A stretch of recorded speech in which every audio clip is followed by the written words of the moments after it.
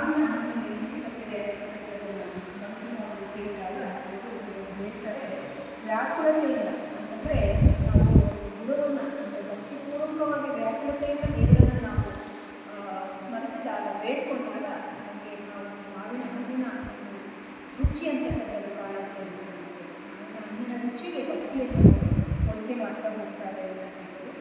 ಅದಾದಮೇಲೆ ಅವರು ಹೇಳ್ತಾರೆ ಭಕ್ತಿಮಾನ್ ಚಂದ್ರಶೇಖರ್ ಮಾವಿನ ಹಣ್ಣನ್ನು ಸಚ್ಚಿದಾನಂದ ಗುರುಗಳೇ ಎಲ್ಲ ತಿಂದರೆ ನಮಗೇನಿರುತ್ತೆ ಅಂತ ಹೇಳ್ತಾರೆ. ಆದರೆ ಭಾಳ ಚೆನ್ನಾಗಿ ಹೇಳ್ತಾರೆ, ಅವರೇಗೆ ಆ ಥರ ಮಾಡಿಯಾರು ತಾಯಿ ತನ್ನ ಮಕ್ಕಳ ಜೀವನಶಕ್ತಿಗೆ ಅನುಗುಣವಾಗಿ ಒಬ್ಬೊಬ್ಬರಿಗೆ ಒಂದೊಂದು ರೀತಿಯಾಗಿರ್ತಕ್ಕಂಥ ಅಡುಗೆಯನ್ನು ಮಾಡ್ತಾರೆ ಅಂತಕ್ಕಂಥದ್ದು ಸಹ ಹೇಳ್ತಾ ಹೋಗ್ತಾ ಇದ್ವಿ. ಭಾಳ ತುಂಬ ಚೆನ್ನಾಗಿ ಹೇಳ್ತಾ ಹೋಗ್ತಾ ಇದ್ವಿ.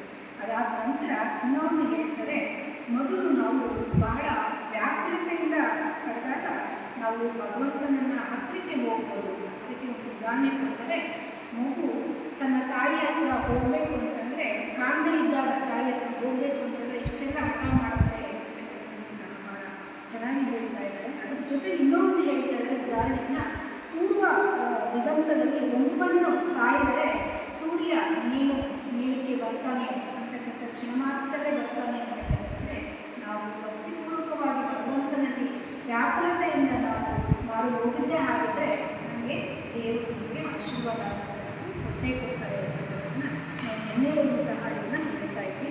ಆದರೆ ಇನ್ನೊಂದು ಹೇಳ್ತಾರೆ, ಬಂಕಿಮ ಮತ್ತೊಂದು ಮಾತನ್ನು ಹೇಳ್ತಾರೆ, ಏನಪ್ಪ ಅಂತಂದರೆ ಆತನ ಸ್ಮರಣೆ ಮಾಡುತ್ತಿದ್ದರೆ ಸಾಕು ಎಲ್ಲ ಪಾಪಗಳು ಭಸ್ಮವಾಗಿಬಿಡುತ್ತವೆ ಅಂತಕ್ಕಂಥದ್ದು ಹೇಳ್ತಾರೆ.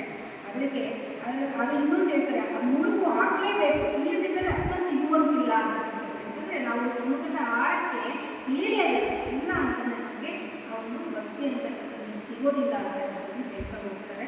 ಮುಂದೆ ಅದನ್ನು ಮುಂದುವರೆದದೆಲ್ಲ ಹೇಳ್ತಾ ಹೋಗ್ತಾ ಇದ್ದಾರೆ.